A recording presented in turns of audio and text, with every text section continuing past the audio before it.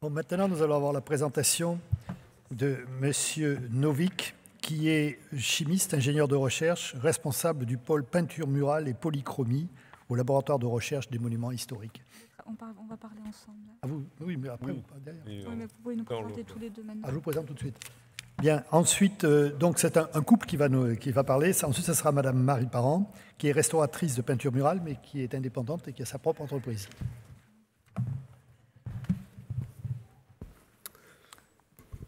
Bonjour à tous. Voilà, donc aujourd'hui je voulais vous parler de la mise au point, de la sélection de méthodologies pour le nettoyage de peinture murale, avec une partie application à l'échelle d'une chapelle test qui va être présentée par ma coéquipière d'aujourd'hui, Marie Parent.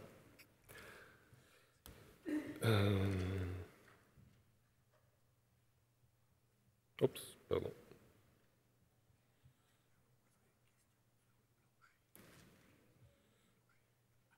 Excusez-moi, on avance avec celui-là.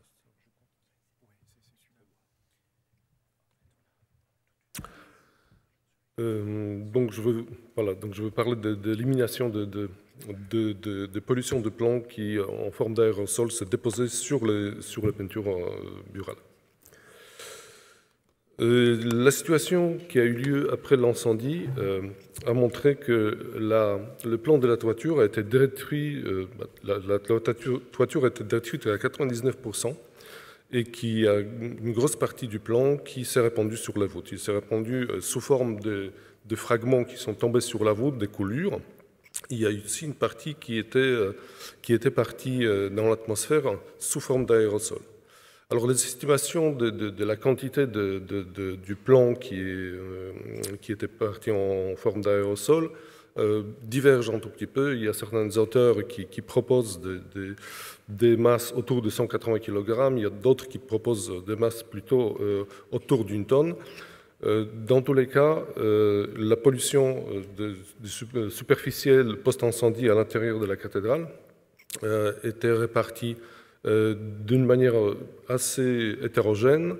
Il était trouvé autour de 11 mg à 36 mg des plans au niveau des tribunes et entre 180 microgrammes et pratiquement 19 mg par mètre carré au niveau des rez-de-chaussée. Les valeurs seuil, qui correspond à une limite réglementaire du plan surfacique, est égale à 1000 microgrammes, donc 1 mg par mètre carré. Donc les quantités de pollution au plan sur les surfaces à l'intérieur de la cathédrale étaient bien sûr beaucoup plus élevées. Alors, pourquoi nous avons procédé à cette élimination ou à la mise au point de l'élimination du plan exogène? En réalité, la situation avec une pollution assez élevée du plan à l'intérieur de la cathédrale impose un protocole plan à toutes les équipes intervenantes, ce qui est relativement lourd à porter parce que, bien sûr, il s'agit de moyens de protection individuelle et collective qui sont relativement lourdes. Il y a des masques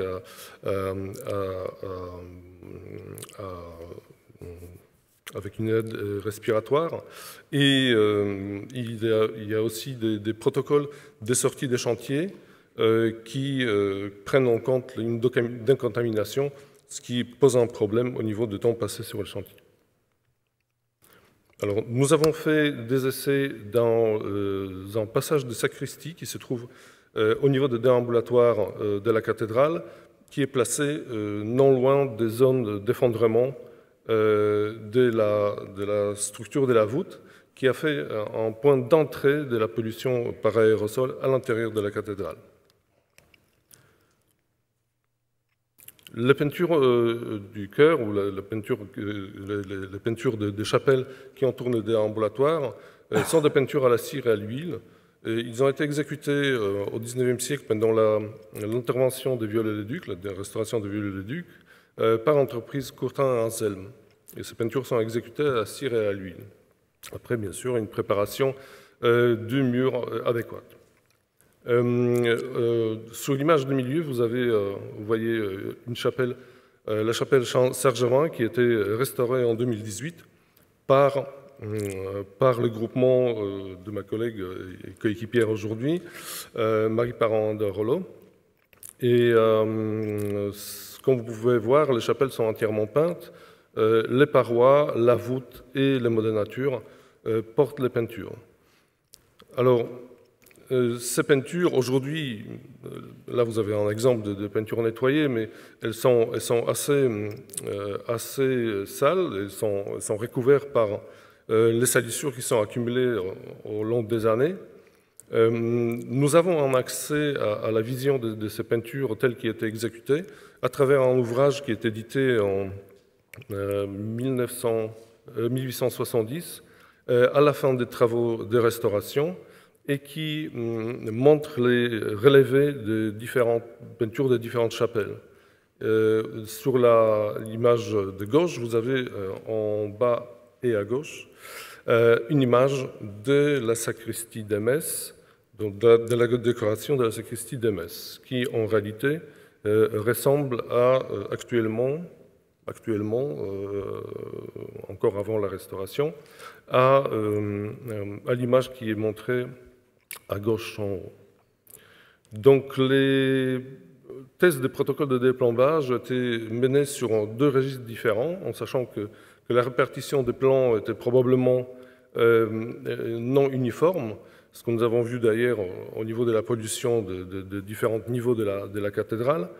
Nous avons délimité un registre haut, à peu près au niveau de la naissance de voûte, à 3,5 mètres, et un autre qui était plus bas, à 1,5 mètre, qui correspondait plutôt à hauteur d'une personne. Sur cette partie, nous avons délimité des carrés tests de la taille 40 cm par 40 cm, ce qui permettait de faire des tests sur des surfaces assez importantes et en même temps permettait de faire des évaluations de l'efficacité d'élimination de ce plan qui ont été faits avec certaines méthodes qui nécessitent justement des surfaces un peu plus importantes. Dans ces zones, dans le registre haut et le registre bas, nous avons gardé un carré témoin et les carrés restants étaient nettoyés par aspiration et brossage. Par la suite, nous avons aussi gardé un carré nettoyé de cette manière-là et nous avons traité un autre avec un essuyage avec des papiers absorbants humidifiés. Et puis deux autres carrés ont été réservés à l'application de gel de nettoyage qui était passé une fois et un autre carré qui était réservé pour passage à plusieurs fois en fonction des résultats de ce premier carré. Les essais ils ont eu lieu en 2 jours, en 17 et 18 septembre 2019. Je reviens un tout petit peu sur la composition de gel de nettoyage parce que tout le monde n'est peut-être pas très familier avec ce genre de produits.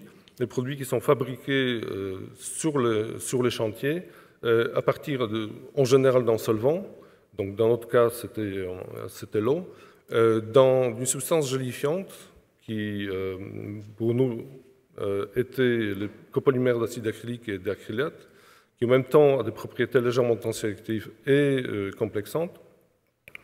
Et les solutions de ce copolymère sont acides, autour de pH 3, et elles ne présentent pas une viscosité élevée. Pour obtenir le gel, il faut ramener le pH, l'acidité, vers des valeurs un peu plus importantes. Le gel se forme en général pour différents produits gélifiants à base d'acrylate. Vous avez le diagramme qui est en bas.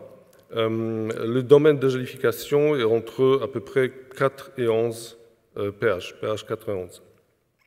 Donc nous avons utilisé le citrate d'ammonium tribasique qui a permis justement de tamponner la solution de ces copolymères et obtenir un gel.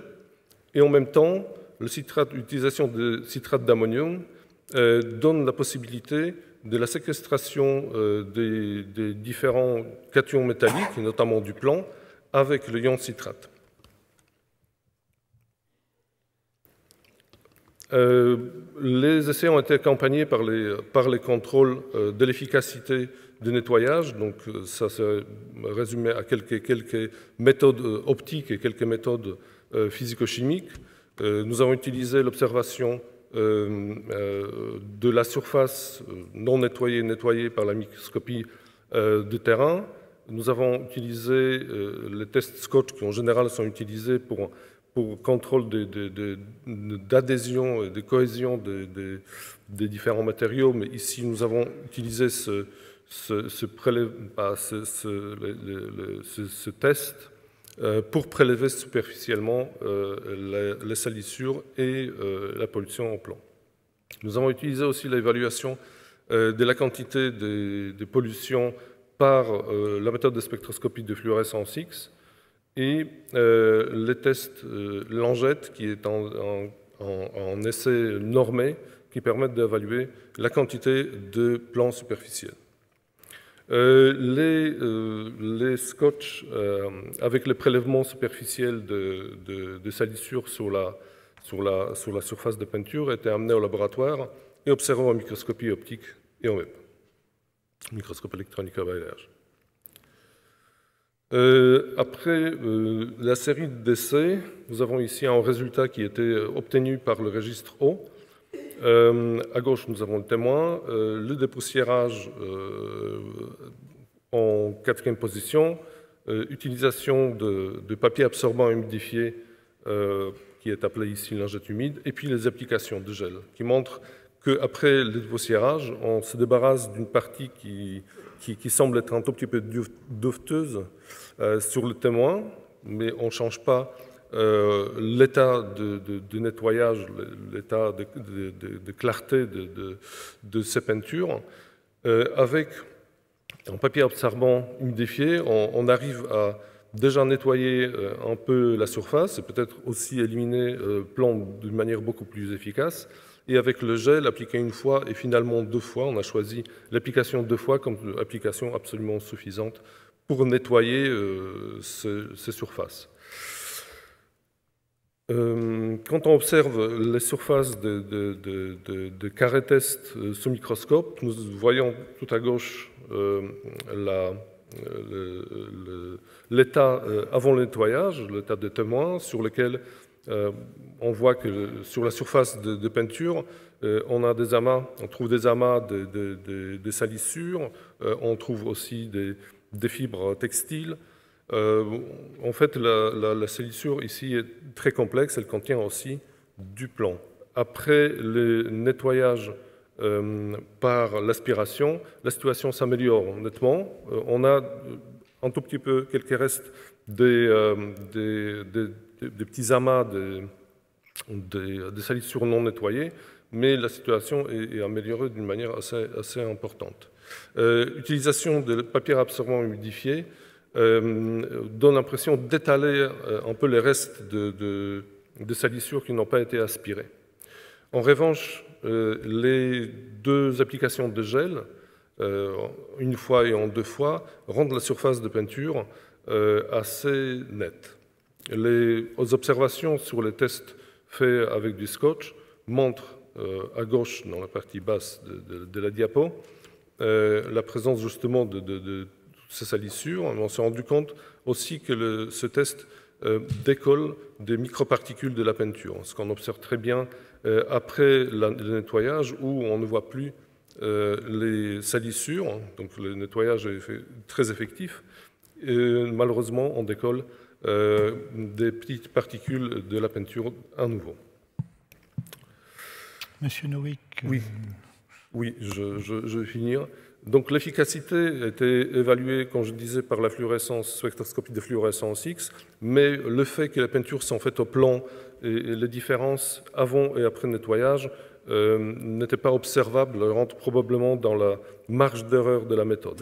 En revanche, l'évaluation du teneur en plan superficiel par les tests lingettes, donc ça correspond à une norme française, qui en fait permettent de ramasser le plan de la surface et ensuite, après la solubilisation dans les acides, et les analyser par spectroscopie d'absorption d'émissions atomiques, ont montré comment nous avons arrivé à diminuer la quantité de plomb présent sur la peinture. Alors sur le témoin, nous avons des valeurs qui sont très très éloignées de notre 1000 microgrammes par mètre carré fatidique.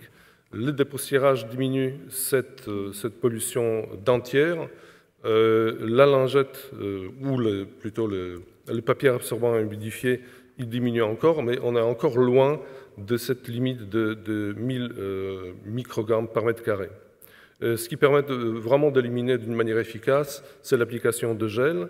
Et une fois, deux fois, le résultat semble être relativement similaire, avec une petite anomalie qu'on voit pour le registre bas ou après le nettoyage de double application par le gel.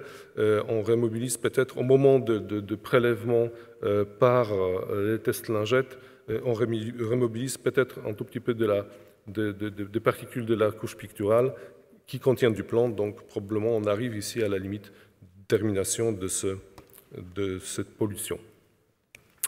Voilà, donc le protocole que nous avons gardé, c'était cette utilisation justement de gel de nettoyage et la mise en œuvre sur un chantier test a été fait à la chapelle Saint-Ferdinand.